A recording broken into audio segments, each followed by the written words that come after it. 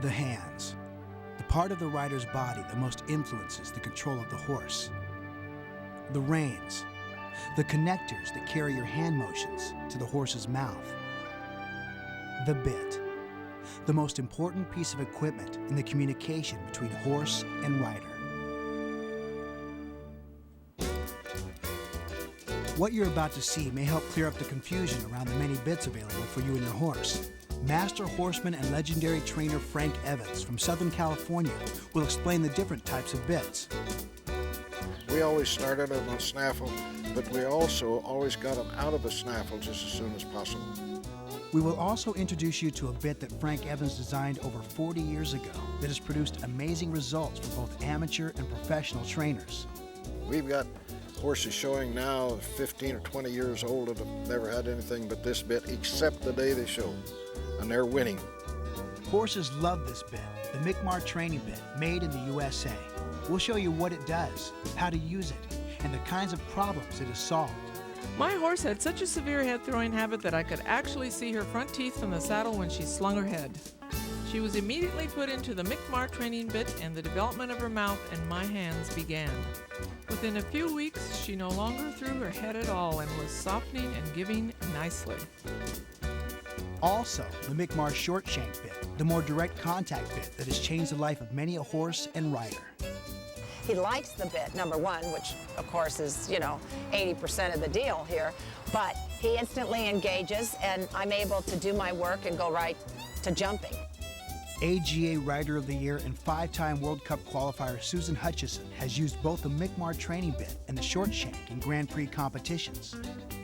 The training bit puts a little bit of pressure across the nose, which transfers the mind of the horse off of just the mouth and gives them somewhere else to think about responding to. So I think it's quite a useful bit and a lovely training aid.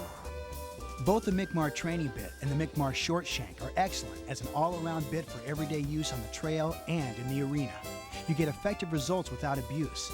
It puts pressure on the most responsive points, maintains the horse's soft, fresh mouth over time, protects the horse's mouth while a new rider is learning to ride, and provides a satisfactory transition when changing from a snaffle to a hard or leverage bit. 10-time U.S. National Trail Champion Lou Roper, who trained under Mikmar creator Frank Evans for years, will go through step-by-step information about the use of the bit. But I can feel right here, it's soft and not real tight. The horse's mouth is relaxed. You'll see before and after results on many different horses just introduced to the bit for the first time. It has changed this operation. I save at least 6 months training a horse. And if you put that at $600 or $700 a month, it runs into a few dollars. The Mikmar bit saved this horse's life in our family. Just ahead, you'll learn more about all different types of bits, and we'll introduce perhaps the most remarkable piece of horse equipment ever created as the Mikmar Bit Company presents the Bit Video. The founder of the Mikmar Bit Company, Frank Evans, had been around horses all his life. He grew up on an 800-acre farm in Kansas, which had between 100 and 300 head of horses and mules. His family moved to California in 1924. In 1943, he opened the Buckeye Ranch in El Cajon, California, and professionally trained horses for well over 50 years. He was awarded the highly prestigious Judges Emeritus Award by unanimous vote from the American Horse Show Association.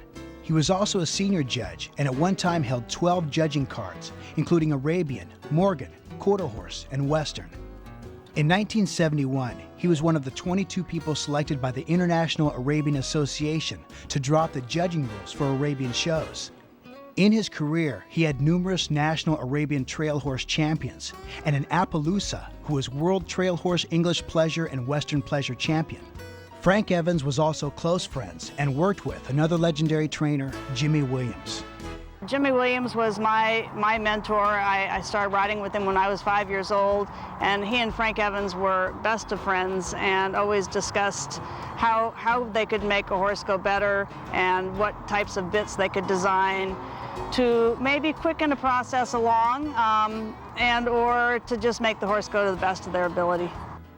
Another close friend of Frank Evans was legendary trainer Billy Harris, one of Frank's biggest believers in the Mikmar bits. In 1995, Billy Harris introduced the Mikmar bits to the producers of the television show Horse World, where it was predominantly featured in many episodes as a must-have bit, a premium communication tool that benefits both horse and rider. They say that it takes more than one man's lifetime to master the art of horsemanship, but three guys that came pretty close were Frank Evans, Jimmy Williams, and Billy Harris. These trainers, through their students, left a legacy to horse riders everywhere that will never be forgotten.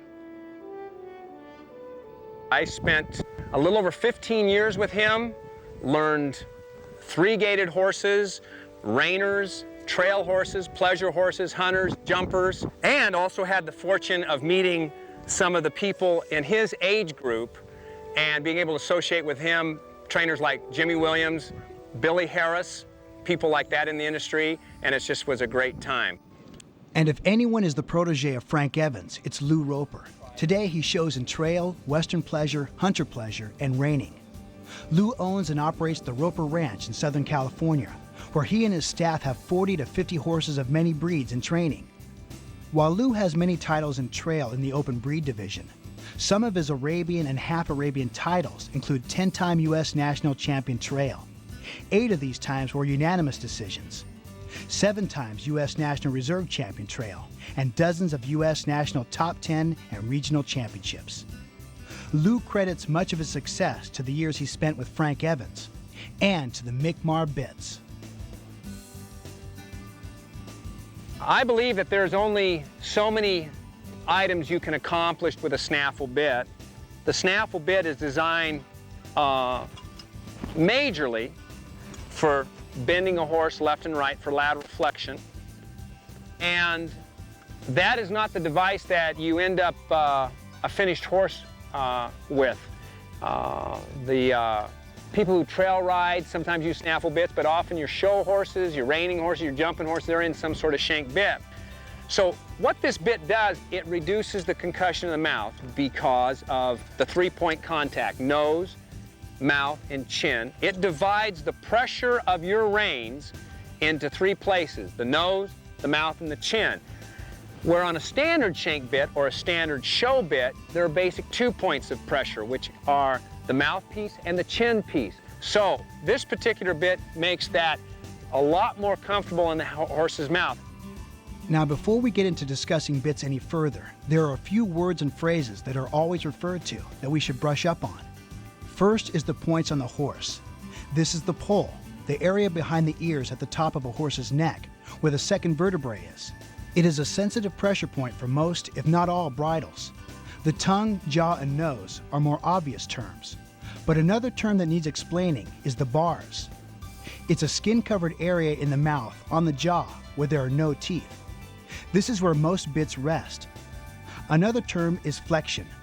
Flexion is referred to as how much the horse bends his neck and head, which very much affects the way he carries the rest of his body. Vertical flexion is the amount that he bends his head, up or down, from the top of the pole. Lateral flexion is how much he comes around horizontally from left to right. Now, a horse can carry his pole high with little vertical flexion, and a horse can carry his pole high with a lot of vertical flexion. All this head and neck carriage stuff is the basis for how the horse uses himself and how much control you have over the way he goes. Now, Frank Evans will explain about some of the different types of commonly used bits. With so many bits available, it's hard to tell what's right for you and your horse. With Frank's years of being around horses, he's learned a lot about different bits. First, the snaffle. This is the most common bit used today. Everybody loves it, and it is a great bit. I always started all my horses with a snaffle bit.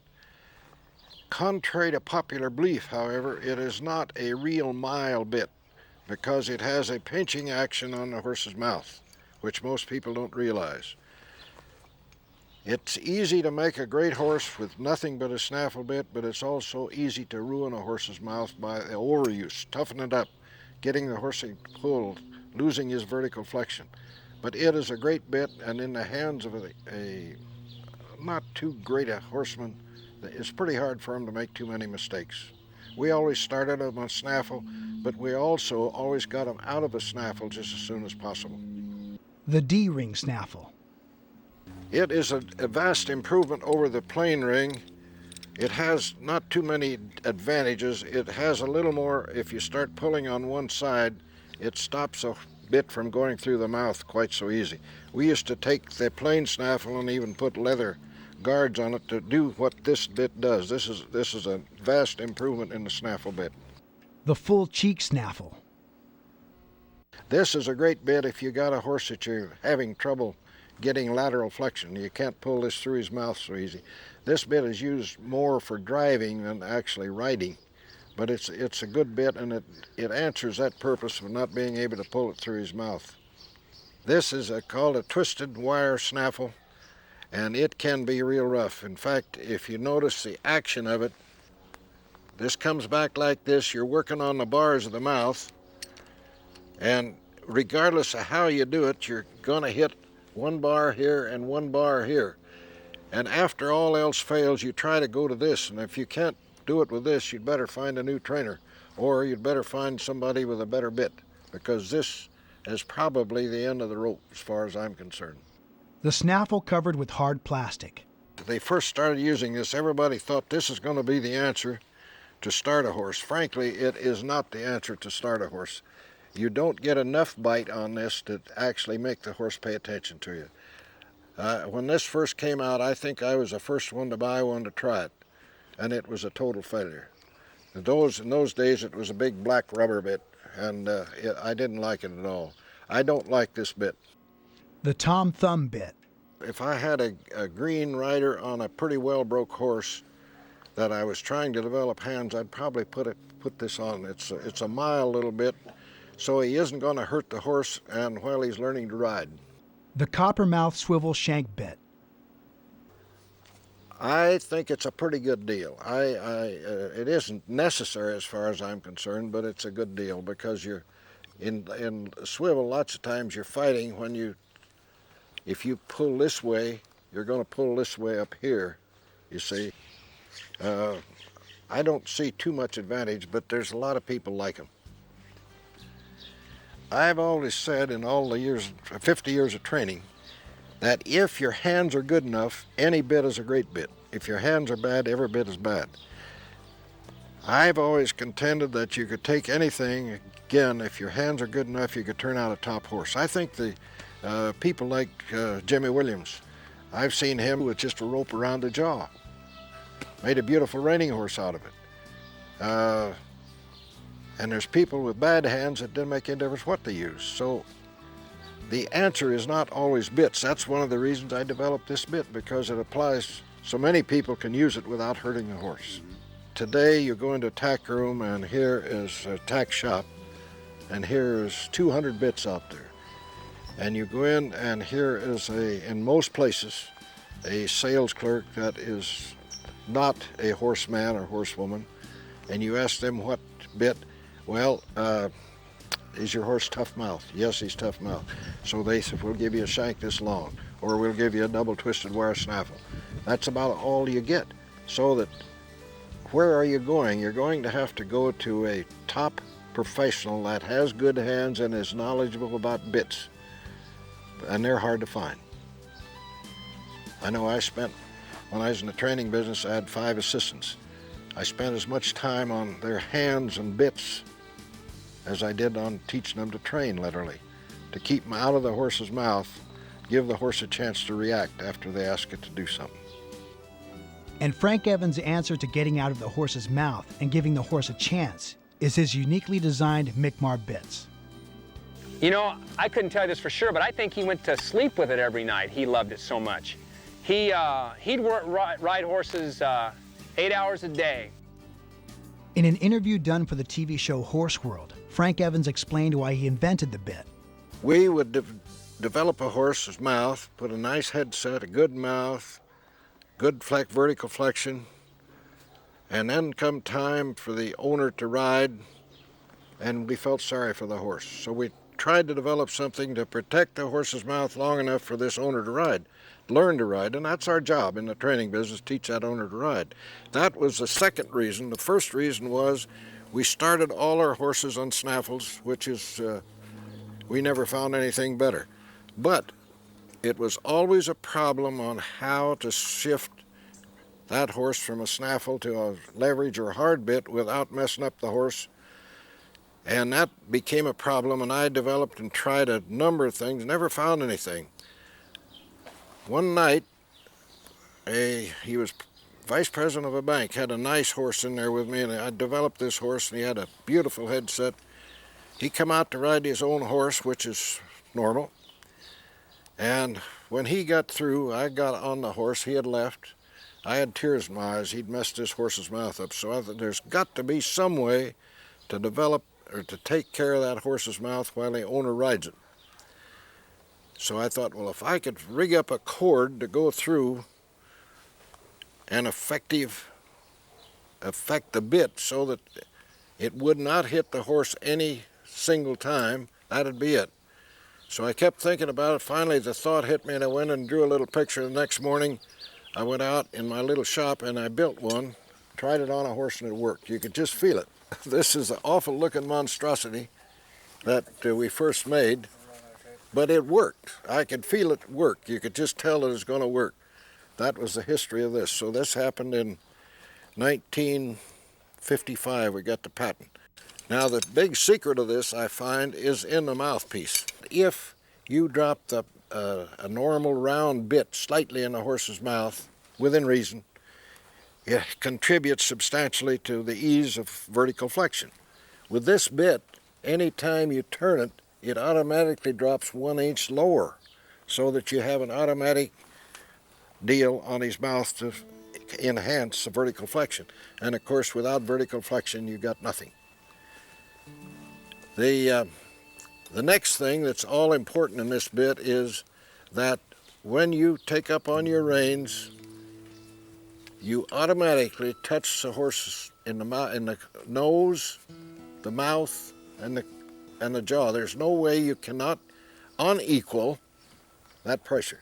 And that's, I think, one of the big secrets. It's very difficult, even for bad hands, to mess up a horse's mouth with this, because it's pretty hard to jerk them hard enough that you're going to hurt them.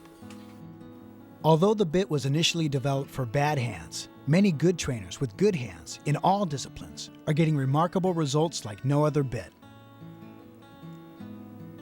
Well, it wasn't developed for those with good hands. It was developed for those with bad hands more. But this bit in the trainers, many trainers, yes, are using it. All of their students and all of their customers use this bit, because another great thing about it is that you do not have to worry about switching bits. You can put a hard show bit on after you've used this bit. In fact, many trainers, Billy Harris, Lou Roper, and so forth, all their horses and all their students use this bit continuously, except the day of the show when they put the show bit in their mouth, so that it keeps the horse fresh. That's the big thing. We've got horses showing now 15 or 20 years old that have never had anything but this bit except the day they show, and they're winning. Because of its unique design, this Mikmar training bit makes a curious first impression. Once you hold it, most people are amazed at how lightweight it is. At 14.5 ounces, it's less than a pound. When you first get a Mikmar bit, I think one of the most difficult parts of this bit is proper adjustment. You know, getting it on the horse and adjusting it. One of the tricks is to get in the horse's mouth and not get the string in their mouth or the chin strap under their chin in the wrong spot. So what I like to do is kind of pull this string out of the way, bring it into the horse's mouth like this. He wants to check and see if it's the right thing here. And as you put this into his mouth, is pull the string up to the front, bring the chin strap to here, and then gently draw it up into the horse's mouth. And that's probably the hardest part. And once you do that, then you go on with your final adjustment depending on the level of training on your particular horse. On this bit, what you want to make sure, now a lot of people say look for the wrinkles. I think over the years what you learn to do is do it by feel. You need to feel how this is in the horse's mouth. If it does not release, or if it is not soft in the horse's mouth, the horse is not being rewarded. So you want to make sure that it does what we'll call breaks clean. In other words, as you let go of it, it's soft in the horse's mouth and soft on the chin. This, if you pull the bit right here, kind of banging on his teeth, it's a little too low. Let's put it up one little notch here. All right.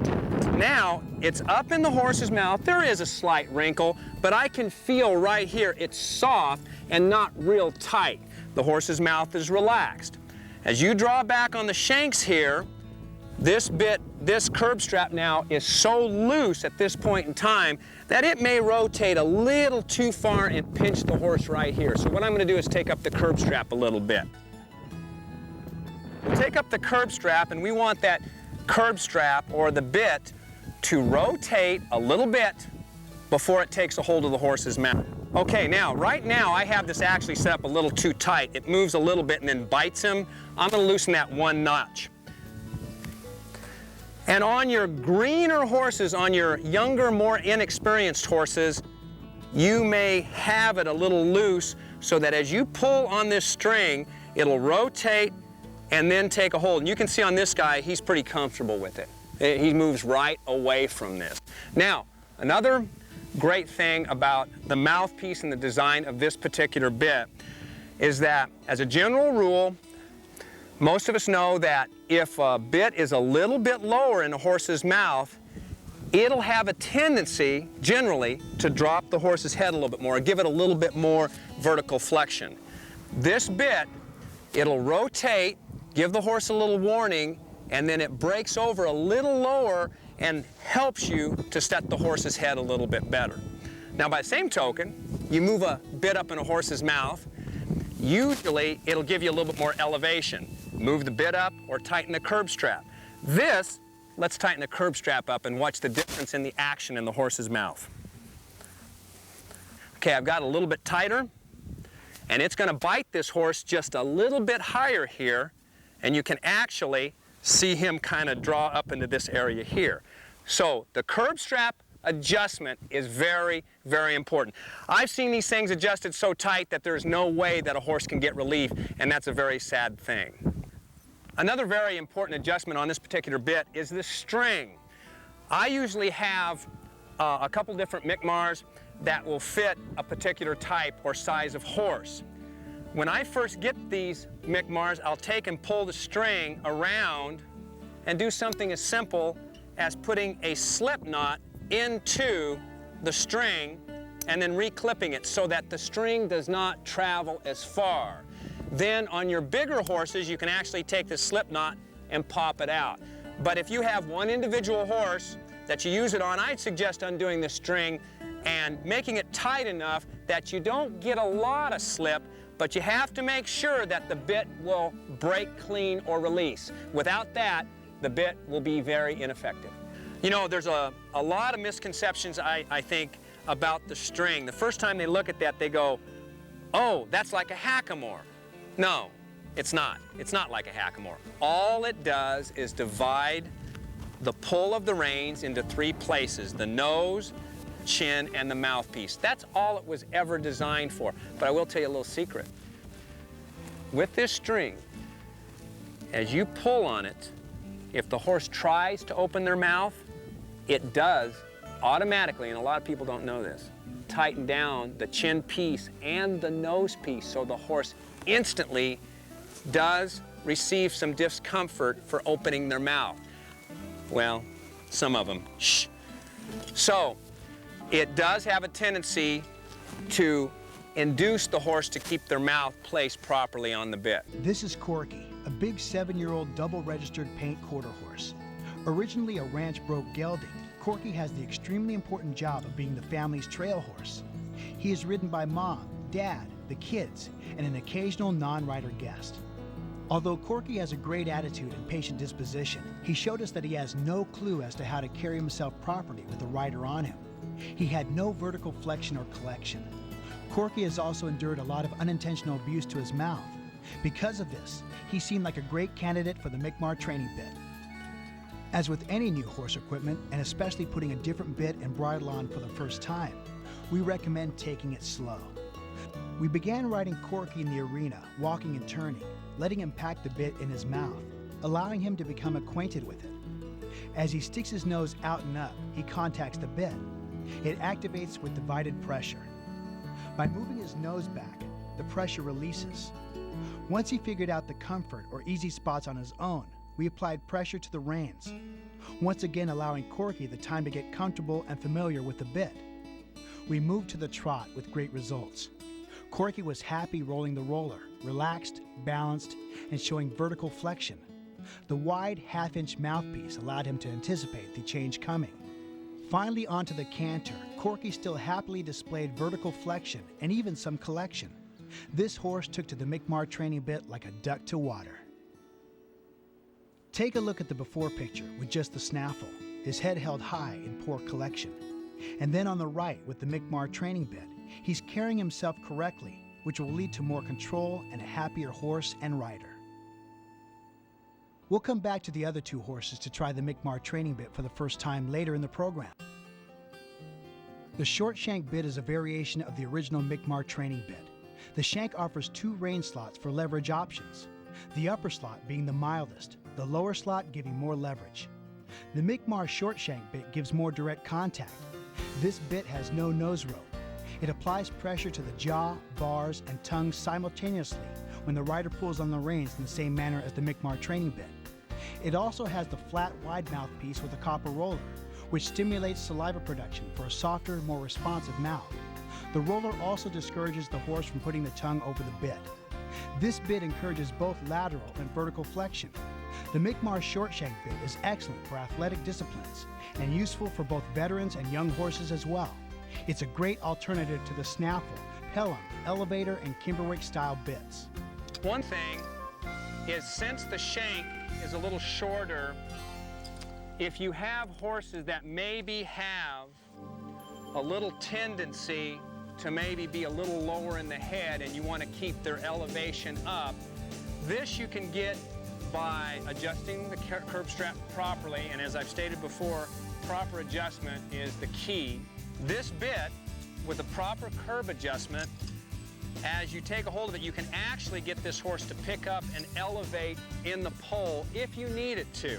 I personally like using this bit when I'm doing some of the reining horses where I don't like a lot of shank bit. I want them to run down and drop into here and curve their back, and I don't want a lot of leverage, but I want to be able to take a hold of them at the tail end of the stop and back them up without their head dropping too far, but their top line coming back. Or if a horse needs to have their entire top line kind of driven back a little bit hard, instead of just putting their nose on their chest, this will keep the top line back a little bit easier. Or like a hunter, when we're trying to do a hunter pleasure horse and we don't want their head way down, we want them maybe on a little contact and have them stretching long, we'll use this particular bit. So there's a lot of places where this bit really works very well.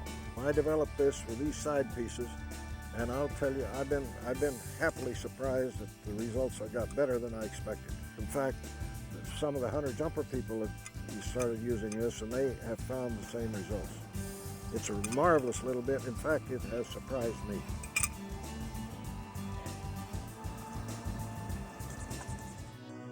The combination bit is the combination of two other Mikmar bit designs, the original Mikmar training bit and the Mikmar short shank. It combines the features of both, giving the rider many options for rein positions, which is very useful for adjusting to the type of horse you are riding. The Mikmar bits are effective in a wide range of horse disciplines, but the combination bit and the short shank bit have become the favorites of show jumpers, hunters, dressage, and eventers both in the show ring and for schooling. Well, it's worked maybe a little too well for me because I use it on just about every horse in the barn.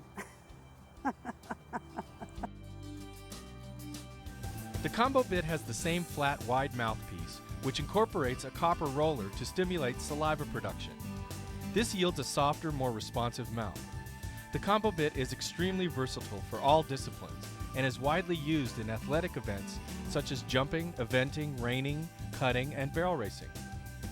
It is becoming extremely popular with gaited breeds such as Paso Finos and Tennessee Walkers. We've already spoke about the short shank bit and the training bit, and this is what we call the combination bit, which is a combination of many features that the other two bits have. One is the shorter shank, so it can have maybe a little less purchase in the horse's mouth. Another item with this is you can attach the rein either utilizing the rope or without the rope, or even similarly to a snaffle bit where you're just pulling the horse to the side for a greater amount of lateral flexion. Jeffrey Zinder is an attorney in Southern California who has been riding horses all his life. He's spent a lot of time with top trainers learning the art of horsemanship. And then I trained with Ray Hunt, Tom Dorrance, John Lyons, Will Howe, people that understand how to communicate with a horse. We went through a lot of training with reining horses, performance horses, so that I could learn how to have my hands quiet enough and get the horses responsive enough. I've trained horses for civil police work. I've gone through the sheriff's training on horses. And a lot of it was simply getting the horse over its fear and getting the horse to understand what the rider wants. As soon as the horse understands, it's fine. Jeff and his family live with their horses on a small ranch. When he first saw the Mikmar training bit, he had a typical first impression. I saw the Mikmar bit in the various publications and quite frankly looked like an absolute gimmick. I thought, this looks too severe. It looks like you're going to really be pulling and hurting the horse, so I never bought one. But then, Jeff visited the Mikmar booth at a horse expo called Equine Affair. There he purchased a Mikmar training bit, took it home, and tried it on his horse named Candy Bar. On that night I rode, our exercise trainer rode, our other trainer rode, my wife rode, and all of us to a person were impressed with the change in the horse, immediate change in the horse, through the training bit and the Mikmar training bit. They were able to get a headset and feel more at lower pressure levels. So the rider and the horse communicate better with the Mikmar bit. And I was very impressed. And the next day, after riding it, I called your company and ordered 2 more bits. And I don't need any more bits. I've got plenty of bits. Anyone who's watching this video, if you'd like some nice bits, just call me up. I'll be glad to sell them to you, except my Mikmar bits. Those I'm not selling. And I wanted to have a head stall set up for each of our horses, so it's easier for the young girl who rides with us, so she doesn't have to continually change and adjust. So for our 3 riding horses, I wanted them each to have their own bit. And they all ride in nothing but the Mikmar bit now. The Mikmar bit allows you to be a sensitive rider so that you get the same response with less effort. And that's the key to me. To me, the key is response with low effort, so you have better communication. The only thing that my training girl uses now, the only thing she's allowed to use on my horses, is the Mikmar setup, because I know that if the horse acts up, which they will, the Mikmar bit gives her 3 ways of controlling the horse as opposed to 2. She's got her hands, but she's also got the pressure on the nose, and she doesn't have that in any other bit. Now I have mechanical hackamores, and that'll give you the same pressure, but the hackamore will be too severe on the nose, and then you don't have the bit action, and you won't get any flexion in the hackamore. What you'll do is you'll break it at the pole in the hackamore, and that's all it'll do, is break the horse at the pole. Doesn't make any difference. A horse that's broken at the pole can still move forward and run off with you. You have to be able to move your hands to the side in order to break up the neck, so you get an arch in the neck, and you'll swing the shoulder around. The shoulders go around, the back end has to disengage. If the back end is disengaged, you're not going to get hurt. Any of these bits, if the horse grabs it and runs through it, you're not going to disengage the back end. You need the 3 points if you're an inexperienced rider. And the best thing with the Mikmar is I can put an inexperienced rider on a horse and push them beyond the rider's capability, knowing that the bit will help the rider ride better, so that the rider is safer, the horse is not going to be abused. I get the best of both worlds. My horses aren't hurt, the riders are safe, and the horses are being ridden, which means trained properly. Anytime you're on a horse, you have anything in its mouth, you're doing anything, you're training the horse. I can't ride all my horses all the time, so I don't want them being trained badly.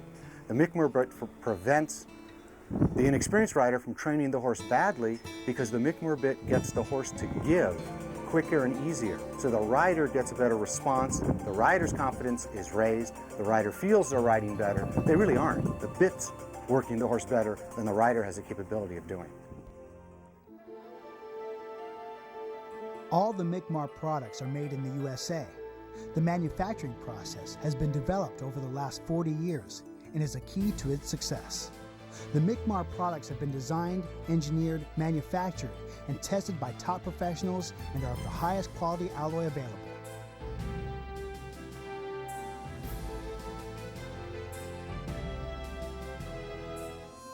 This bit was designed for all types of horses and riders.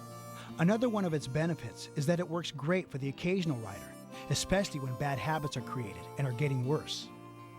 In the horse industry, especially, let's say, with your weekend warriors and this type of thing, occasional riders, I think especially in the trail riding industry, there's a lot of, or there is an amount of like horses pulling and flipping their heads up.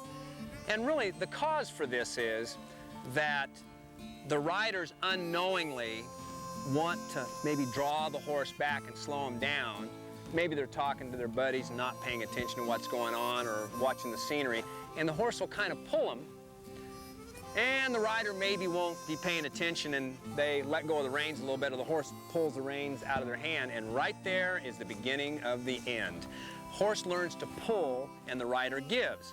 Now, not always, but in many cases with this particular bit, I've seen people be able to draw a horse and actually get them to slow down, which is what they were really trying to do. In other words, a horse generally just doesn't toss their head. They usually toss their head because they're being pulled. They're usually being pulled because the rider wants to slow down.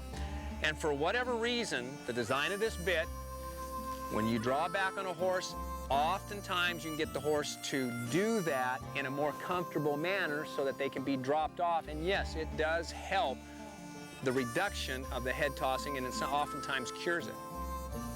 Another item that I'd like to cover is taking the bit out of the horse's mouth. But the easiest thing is in stepping into here is if you keep your hand right here very quietly, and as you release it off the left ear and right ear, don't stand in front of them and pull it. Let them learn to spit it out gently and keep this part very close to their face. If you pull this bit this way, it'll turn over in the horse's mouth and bang him in the teeth, and that's usually what causes the horse to bring their head up. Then you may have developed a problem.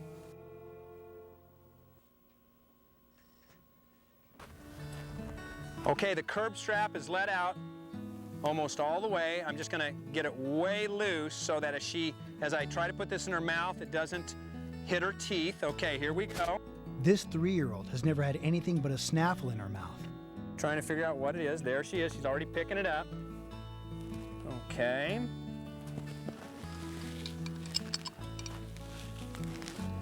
She goes, I don't know about this. Now, I'm not going to put this way up in her mouth. I'm not going to put it too tight. Let's see. Okay, that's pretty comfortable. And what I mean by being pretty comfortable is I can kind of look at her mouth and I can touch the side of the headstall here and notice that it does not pull on her really hard.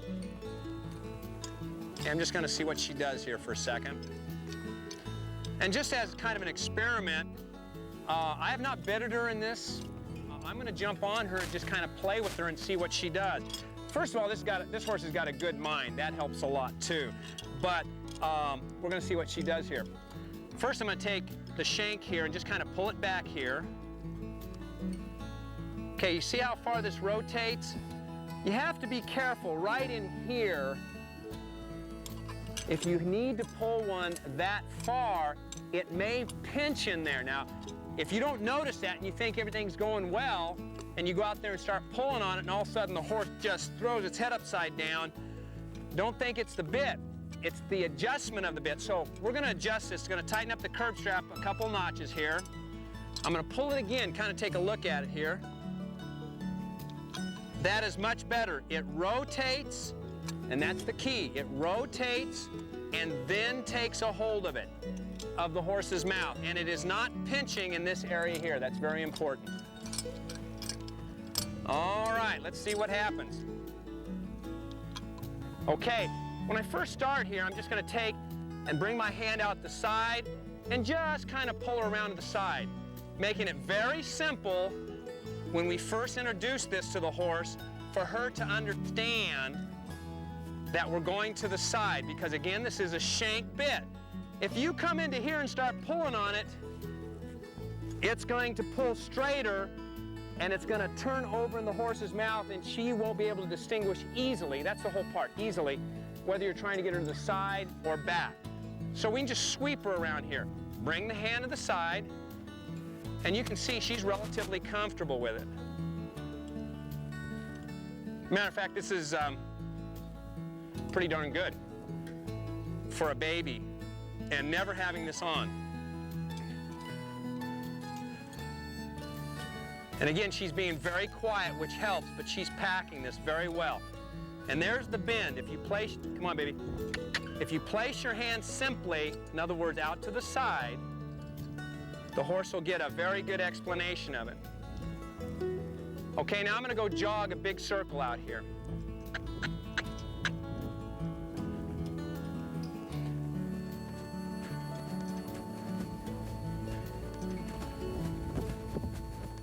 Now really, she's just kind of moving away from that bit softly herself. And let's just say that that is the action of the bit, meaning the design of the bit is as it rotates, it will induce the horse to actually set its head a little bit of vertical flexion, a little bit of a head set. Now, for experimentation, I'm going to pick up these reins and just kind of ask her very softly with my fingers, see if she'll drop her head. She is really doing quite well for a youngster. This horse has only been ridden in a snaffle bit. This is the way a lot of the horses will react to it if they've been green broke relatively well. Okay, we're going to make a stop here. Okay, now that's just a baby. She kind of pushed her nose out, but let's see if I can bring her nose back a little bit. Okay, she doesn't know it. There. She's got the idea. And this horse has never had a leverage bit on her, and you can see by her eyes and her mannerisms, she's kind of looking around, but there is no fear whatsoever in her eye there at all. This horse, when I was riding her in a snaffle, when I was getting ready to show, she would have almost this much vertical flexion, but it would not be obtained this easily. It was a heck of a lot more work. This is like just coming out here and riding one of my older, more finished horses. Very simple, getting the point across to her without any discomfort at all. This horse is not upset in the least.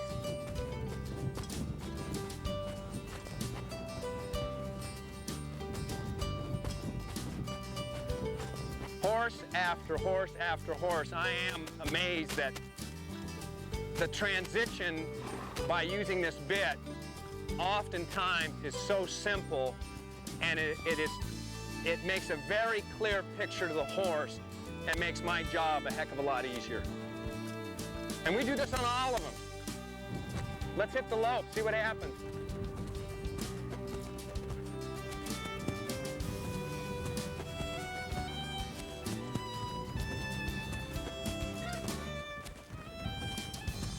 Okay, we're having a good day, all right? That's all right. Anybody sees this video is not going to believe it anyway.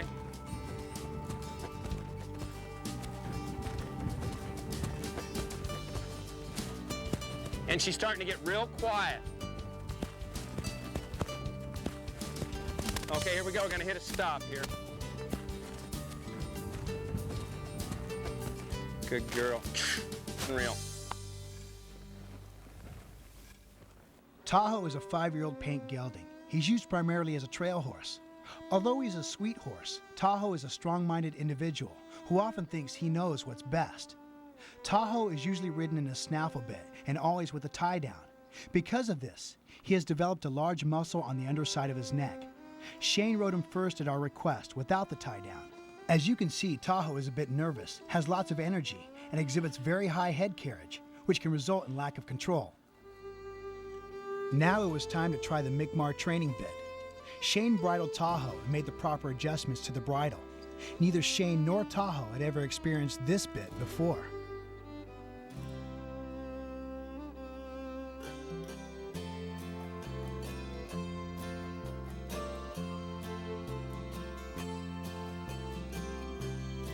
He began his ride allowing Tahoe to just pack the bit at the walk, circling in both directions with very light contact. Slowly and calmly, Tahoe started to become familiar with the bit. He began to lose his stiff, high-headed frame. Shane began to lightly activate the bit, and we saw some nice changes. He was relaxing, rolling the roller, dropping his head and showing some vertical flexion already. He was figuring it out. Tahoe was not nervous or stressed by the bit at all. As a matter of fact, he was comfortable and pleased to have the roller to pacify him. He was doing well. As they moved on to a different gate, Tahoe's energy level came up, but he still carried himself in a better frame, giving some vertical flexion.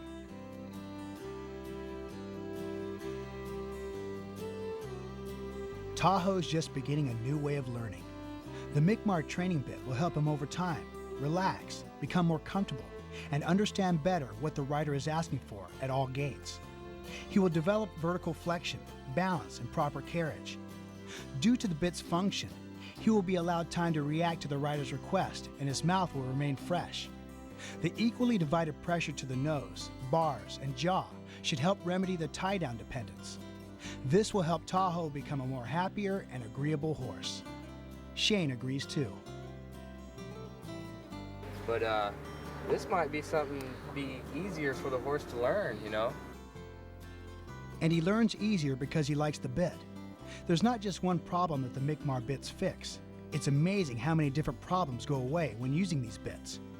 Tahoe went from an uncomfortable ornery horse, unpleasant to ride, and after a short time in the Mikmar, he was relaxed and happy, and ready to get rid of that tie-down once and for all. Here in Northern California lies one of the largest quarter horse breeding and training operations in the country, Brooks Quarter Horses. It's a slice of heaven for horses and horse lovers, as this 7,000-acre ranch is nestled in the hills of California's Gold Country. Leonard Brooks is at the helm, and he credits much of his success to a horse he bought almost 20 years ago, a stallion named Plum Dry. And I bought him as a 2-year-old, and I liked his pedigree. I wanted to cross him on the grandson of 3 Bars mares. And so I bought him in 1983. And in 1984, he won the world's champion rein cow horse snaffle bit in Reno. And he beat 254 horses. And I won $75,000.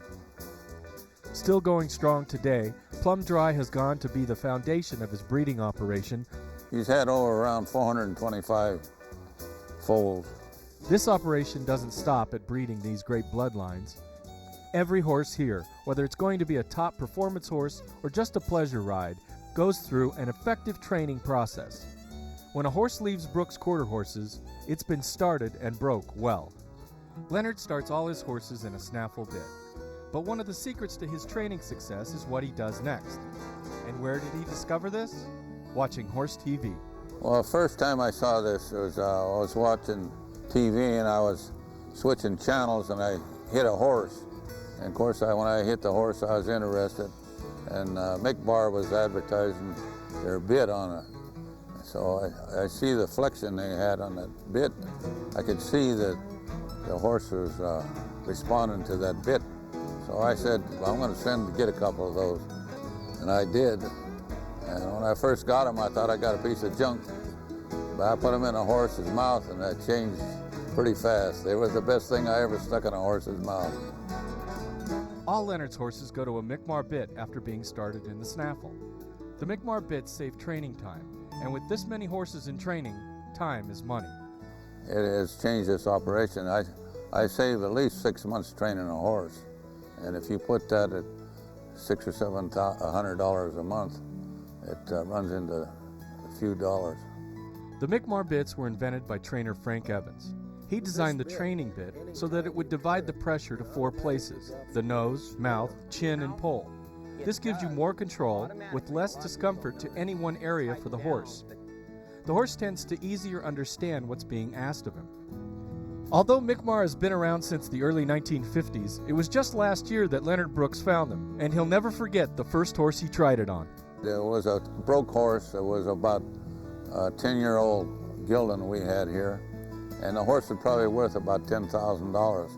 And I stuck that Mikmar bit in the first time we ever rode him in it, and the cowboy turned him on a fence, and he stuck his hind feet up under him and just turned around, and it made from a $10,000 horse to a $25,000 horse. And with a Mikmar, within 30 days, they get as much flexion as a year with a grazing bit. This is a 4-year-old repeater hobby gelding. He's out of a plumb dry mare, and he's been started in a snaffle bit, and he's been in this Mikmar for about 10 rides. And I sold him to a local girl that was a rodeo queen in Oakdale. We're training the horse for her so she can show it in rodeo queen contests. And now you can see what that bit does. This is about 10 times we've used it. So you can see that the horse has got a lot of flexion in it. You got a lot of collection. You can stop him like that at just on a dime, and he slides halfway across the arena, you know. Attaboy. This is a 3-year-old gelding by Sandman Badger, the stud we have on this ranch. He's out of a plumb dry mare. We're going to show him at the gelding stakes in LA, and this colt's the second time he's had this bit in his mouth. You see how he stops. He gets them hind feet up under him, and he backs, flexes, backs in a straight line, got a lot of control.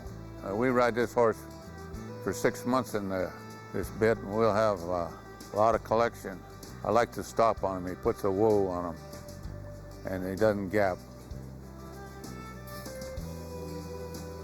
This is probably the second time this horse had the bit, and you can see he doesn't resent it at all.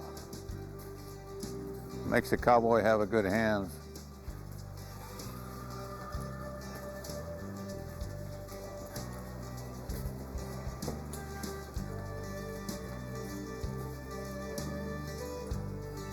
That's good. This is a plumb dry mare, 4 years old.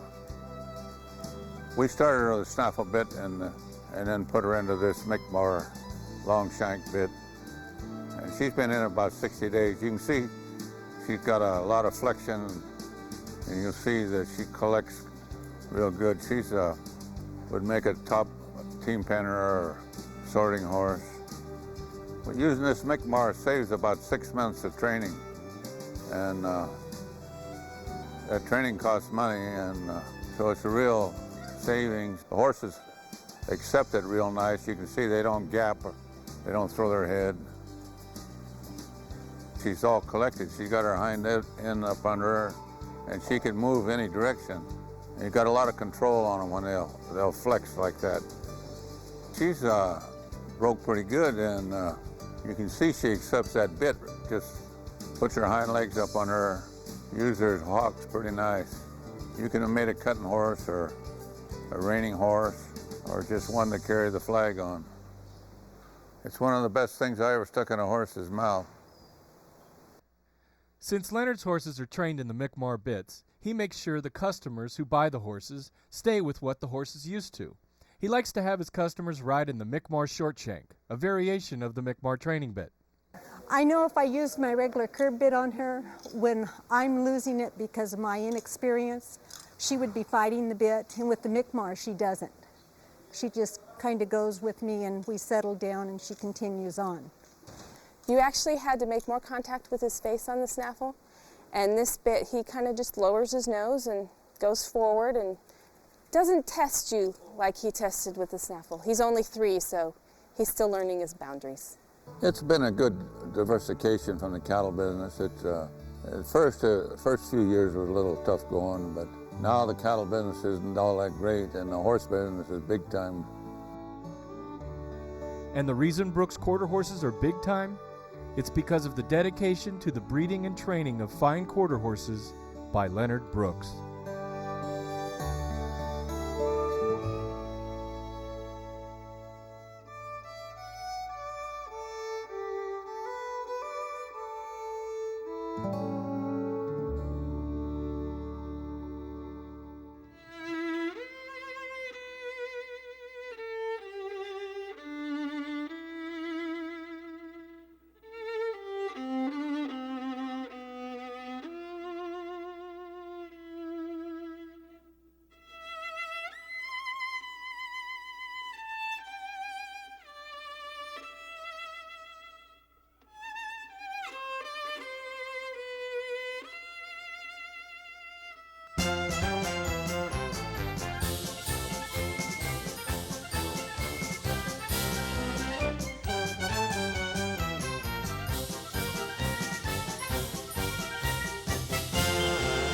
I first started, the average trainer did everything. He had Western horses, he had saddle horses, he had hunters and jumpers. He could do anything. Today, it's so specialized that if you've got an Arabian halter horse, you go to a halter trainer. If you got an English horse, you go to an English trainer. When I first started, we did it all. We did the driving, we did the showing, halter showing, we did the stock horses, we did the equitation. Today you don't have that. And we're losing more of them all the time. Greats like Jimmy Williams and Joe Blackwell, Barbara Oakford, and people like that could do anything. And one more that could do anything was Frank Evans. We dedicate this to his memory and incredible lifetime of dedication to the horse. He loved everything from the groundwork to the different divisions, from hackney ponies to jumpers. And he had, I can't even tell you how many judging cards he had, and he enjoyed the entire industry. There was no such thing of him ever saying one thing bad or talking down about another breed or another discipline. He embraced the entire horse industry. And Frank's legacy to the horse world is his Mikmar bits. Decades of training and a love of horses have created these products for all horses and riders to enjoy.